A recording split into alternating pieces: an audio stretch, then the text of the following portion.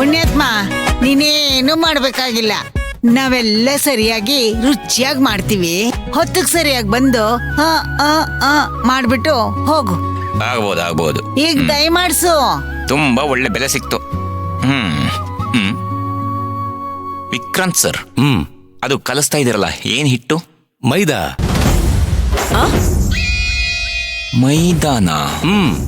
ಅದರಲ್ಲಿ ಏನ್ ಅಡಿಗೆ ಮಾಡ್ತೀರಾ? ಜೋಳದ ರೊಟ್ಟಿ, ಎಣ್ಣೆಗಾಯಿ. ಮೈದಾ ಹಿಟ್ಟಲ್ಲಿ ಜೋಳದ ರೊಟ್ಟಿ, ಎಣ್ಣೆಗಾಯಿ. ಚೆನ್ನಾಗಿ ತಿನ್ನಿ. ಹೋಟ್ಲಲ್ಲಿ ತಿನ್ನೋದೇ ಬೆಸ್ಟ್.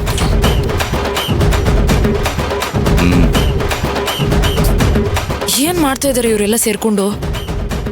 ಲೋ ವಿಕ್ರಾಂತ್, ಅದು ಮೈದಾ ಹಿಟ್ಟಲ್ವೋ, ಜೋಳದ ಹಿಟ್ಟು.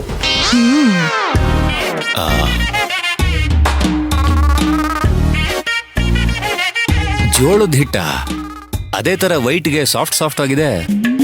ಗೊತ್ತೇ ಆಗಲ್ಲ. ತುಂಬಾ ಕಷ್ಟನಪ್ಪ. ನೋಡಿದ್ರಾ ನಿಮಗೆ ಎಷ್ಟು ಚೆನ್ನಾಗಿ ಅಡ್ಗೆ ಬರುತ್ತೆ ಅಂತ.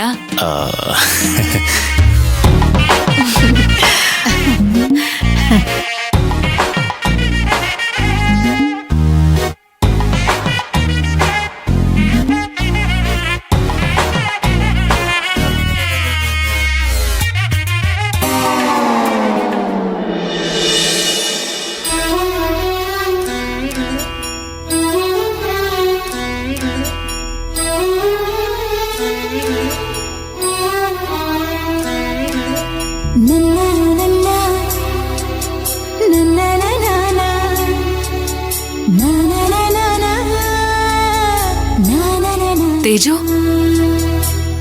ಅದು ಅಪ್ಪನ ಮುಖದಲ್ಲಿ ಹಿಟ್ಟಿದೆ, ಸ್ವಲ್ಪ ಒರ್ಸು. ಓ, ಇರ್ಲಿ ತೇಜು, ಇರು. ಹೋಯ್ತಾ? ಹೋಯ್ತಾ? ಇನ್ನೊಂದು ಸ್ವಲ್ಪ ಇದೆ. ಈಗ ಹೋಯ್ತು. Thank you.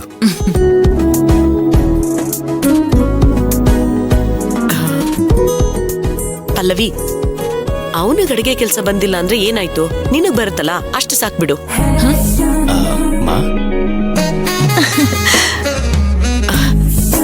ಅಲ್ವಾ? ಹೌದು.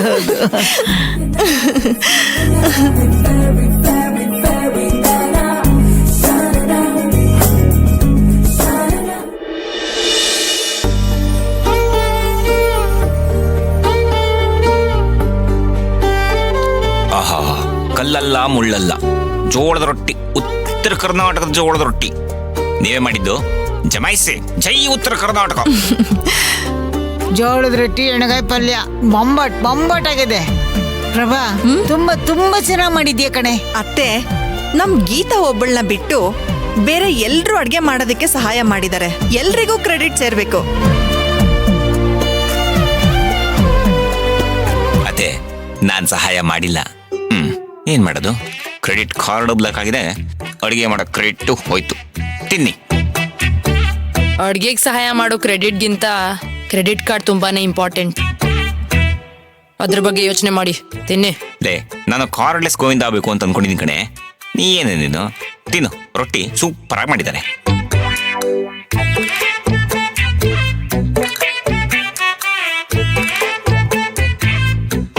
ನಮ್ ತೇಜು ನೋಡಿ, ಮನೆಯಲ್ಲಿ ನಾನ್ ರೊಟ್ಟಿ ಮಾಡಿದ್ರೆ ಅರ್ಧ ರೊಟ್ಟಿನೂ ತಿನ್ನಲ್ಲ. ಸಾಕು ಅಜ್ಜಿ ಅನ್ಬಿಡ್ತಾನೆ. ಇಲ್ ನೋಡಿ ಎಷ್ಟ್ ಚೆನ್ನಾಗಿ ತಿಂತಿದ್ದಾನೆ. ಚೆನ್ನಾಗಿದ್ಯಾ? ಎಲ್ರ ಜೊತೆ ಕೂತು ಊಟ ಮಾಡಿದ್ರೆ ಜಾಸ್ತಿ ಸೇರುತ್ತೆ. ಇವತ್ ನೋಡು, ನಾನ್ ದಿನ ಒಂದೇ ರೊಟ್ಟಿ ತಿನ್ನೋಳು, ಇವತ್ 2 ರೊಟ್ಟಿ ತಿಂತೀನಿ. ಇದೇ ವಿಷಯಕ್ಕೆ ಅಮ್ಮ, ನಾನ್ ವಿಕ್ರಾಂತ್ಗೆ ಯಾವಾಗ್ಲೂ ಹೇಳ್ತಿರ್ತೀನಿ, ಸಂಸಾರಿ ಆಗು ಅಂತ. ಅದು ಮಕ್ಕಳ ಬೆಳವಣಿಗೆಗೆ ತುಂಬಾ ಮುಖ್ಯ ಆಗುತ್ತೆ ಅಂತ.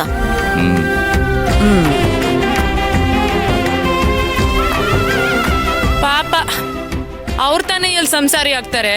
ಹೆಂಡತಿ ಇದ್ದಿದ್ರೆ ಚೆನ್ನಾಗಿರ್ತಿತ್ತು. ಹೆಂಡತಿ ಬೇರೆ ಇಲ್ಲ.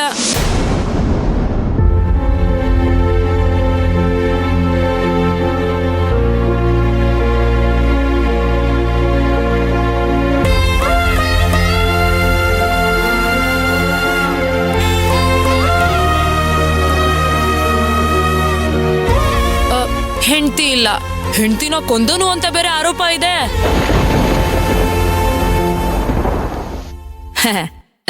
ಹೀಗಿರ್ಬೇಕಾದ್ರೆ ಬೇರೆ ಯಾರು ಹೆಣ್ ಕೊಡಲ್ಲ ಬಿಡಿ.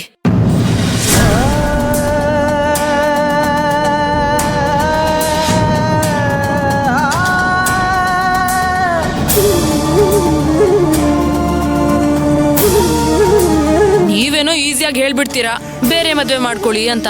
ಬಹಳ ಕಷ್ಟ ಇದೆ.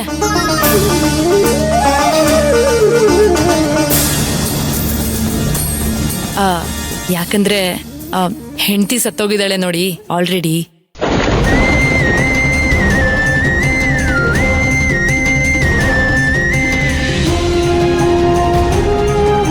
ಈ ಮದ್ವೆ ಆದ್ಮೇಲೆ ನನ್ ಮಗಳನ್ನ ಬದುಕಿಸ್ತಾನ, ಅವಳನ್ನು ಸಾಯಿಸ್ಬಿಟ್ರೆ ಅಂತ ಕಾಡ್ತಿರ್ತಲ್ವಾ ಅಪ್ಪ ಅಮ್ಮಂಗೆ, ಅದಕ್ಕೆ ಭಯ.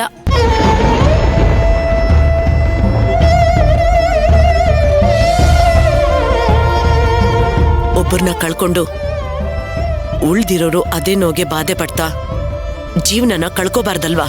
ಓ, ಗಂಡನೋ ಹೆಂಡ್ತಿನೋ ಸತ್ತೋಗ್ಬಿಟ್ರೆ ಪಟ್ ಅಂತ ಇನ್ನೊಂದ್ ಮದ್ವೆ ಮಾಡ್ಕೋಬೇಕಾ? ಇದೇಗ್ ಸಾಧ್ಯ ಅಂತ.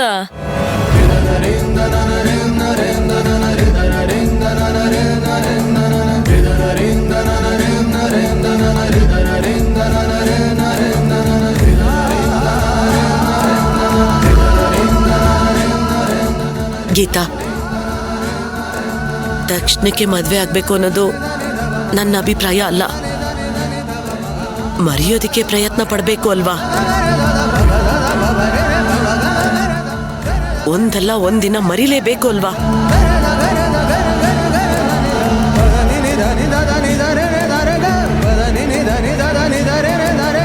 ಯಾಕಂದ್ರೆ ಮಕ್ಕಳಿಗೆ ತಾಯಿ ತಂದೆ ಅವಶ್ಯಕತೆ ಇದ್ದೇ ಇರುತ್ತೆ.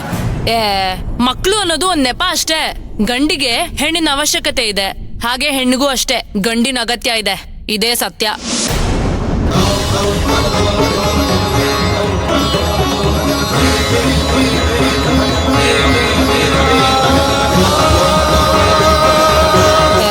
ಪ್ರಪಂಚದಲ್ಲಿ ಎಷ್ಟೊಂದು ಅನಾಥ ಮಕ್ಳಿಲ್ವಾ?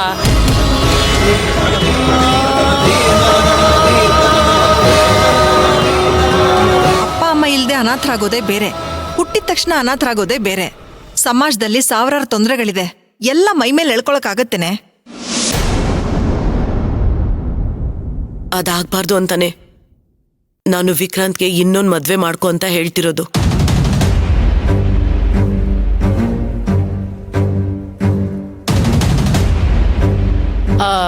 ನೋಡಿ, ನಿಮ್ ಸೊಸೆ ಪ್ರಜ್ಞಾ ಸತ್ತೋದ್ರು ಅಂತ ನಿಮ್ ಮಗಂಗ್ ಇನ್ನೊಂದ್ ಮದ್ವೆ ಮಾಡ್ಬೇಕು ಅಂತ ಅನ್ಕೊಂಡಿದೀರಾ. ಅದೇ ನಿಮ್ ಮಗಳು ಸತ್ತಿದ್ರೆ ಇನ್ನೊಂದ್ ಮದ್ವೆ ಮಾಡ್ತಿದ್ರಾ?